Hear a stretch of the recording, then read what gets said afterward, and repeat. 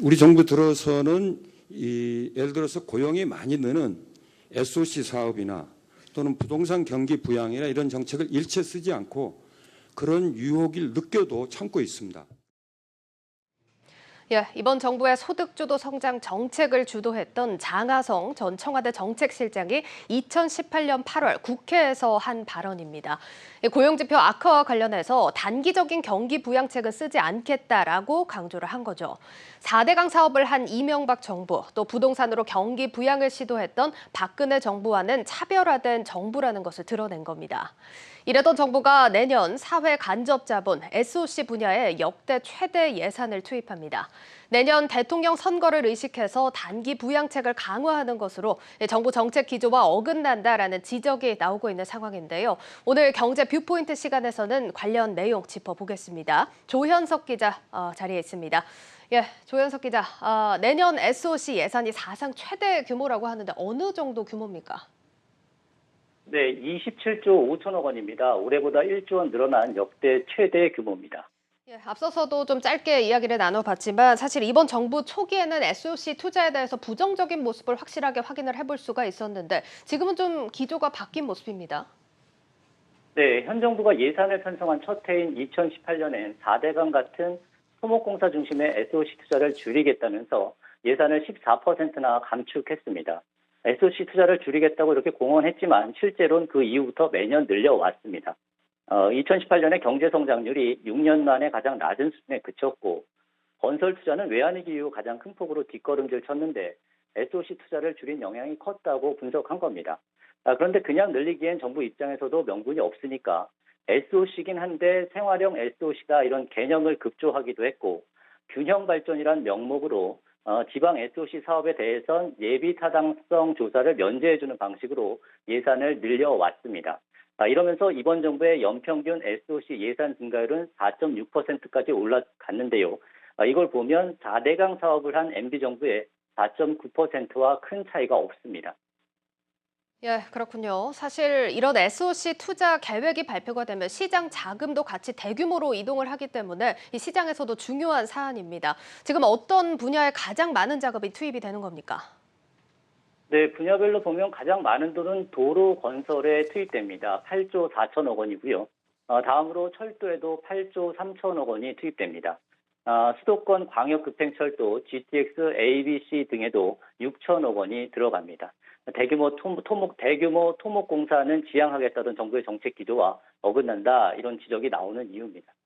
예, 그러면 앞서서 인위적인 경기 부양에는 나서지 않겠다 이렇게 선언을 했던 정부가 지금 대규모 SOC 투자에 나서는 이유 저희가 어떻게 해석을 해야겠습니까? 네, 아시다시피 SOC 사업은 경기 부양이나 고용 창출 효과가 큽니다. 건설 부분의 고용 유발 개수를 보면 약 8.5명 정도 되는데요. 생산을 10억 원 늘릴 때 추가로 고용되는 인원이 이 정도 된다는 얘기입니다. 제조업보다 2배 가까이 많습니다. 여기에 대선을 앞두고 지역 민심을 돌보기 위한 선심성 예산도 반영된 결과다 이런 지적도 나옵니다. 더 문제는 국회 논의 과정에서 SOC 예산이 더 늘어날 가능성이 크다는 겁니다.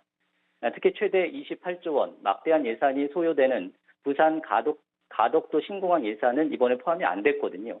이것까지 포함되면 내년 SOC 예산은 더 불어나게 됩니다. 예, 사실 이번 정부가 지난 4대강 사업 같이 이전에 진행했던 SOC 투자들을 시대착오적, 토건적폐 이런 말로 비판을 해왔던 만큼 이번 SOC 투자 결정에 대해서는 정부가 좀 지적을 피하기는 어려워 보인다는 생각이 듭니다. 자, 그럼 이어서 이제 두 번째 사안으로 물가 얘기를 좀 해봐야 할 것 같은데 지난달에도 또 연중 최고치를 기록했습니다. 여기에 또 추석 명절을 앞두고 장바구니 물가 걱정까지 커지고 있지 않습니까? 네, 물가가 올 초까지만 해도 안정적인 모습을 보였는데 4월 이후엔 2% 중반대로 크게 올라서 불안한 양상이 지속되고 있습니다. 계란, 석유, 집값 안 오른 게 없이 다 올랐는데 앞으로 물가 상승세는 이어질 가능성이 큽니다. 소비자 물가에 선행하는 생산자 물가 지수가 있는데 이를 보면 지난 7월까지 9개월 연속 올랐고 최근엔 오름세도 가팔라졌기 때문입니다. 또 통상 추석에는 소비가 늘어나면서 수요 측면에서 물가 상승 압력이 강해지기 때문에 농산물 가격이 다시 들썩일 수도 있습니다. 여기에 추석을 앞두고 풀릴 11조 원 규모의 국민지원금도 물가를 자극할 요인입니다. 실제 지난해 긴급재난지원금 지급 직후부터 축산물 가격이 급등하는 모습을 보이기도 했습니다. 예, 뭐 좀 더 지켜봐야 할 사안이겠지만 앞서 물가 부분도 정부가 하반기면 안정이 될 거다 이렇게 좀 예측을 한 바 있었는데 이것도 그러면 빗나간다는 거네요. 네, 정부의 올해 물가 상승률 목표가 1.8%인데 빗나갈 가능성이 커졌습니다. 한국은행은 최근 물가 오름세를 감안해서 소비자 물가 전망치를 1.8%에서 2.1%로 상향 조정했는데 지금 추세라면 이마저도 장담하기 어려워 보입니다. 만약 2%대 물가가 된다면 9년 만에 처음입니다. 예, 그렇다면 지금 시점에서 또 다른 걱정은 물가가 이렇게 오르면 금리가 또 오르는 것 아니냐 이 부분이지 않습니까? 네, 한국은행이 지난달 기준금리를 인상하게 된 요인 중 하나도 물가였죠. 앞으로도 물가 상승세가 지속되면 금리를 추가로 올릴 가능성도 크다 이런 관측이 나오고 있습니다. 연내 한 차례 인상이 아니라 두 차례 인상이 될 수도 있다는 거죠. 금융당국이 전방위로 가계대출 옥죄는 마당에 금리까지 오르면 서민들의 이자 부담이 더 커질 수밖에 없습니다.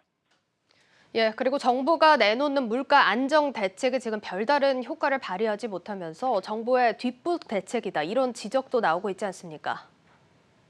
네, 정부는 일단 추석 물가 안정에 주력한다 이런 입장입니다. 추석 전에 성수품 집중 공급하고 필요하면 추가 공급 방안 마련하겠다는 겁니다.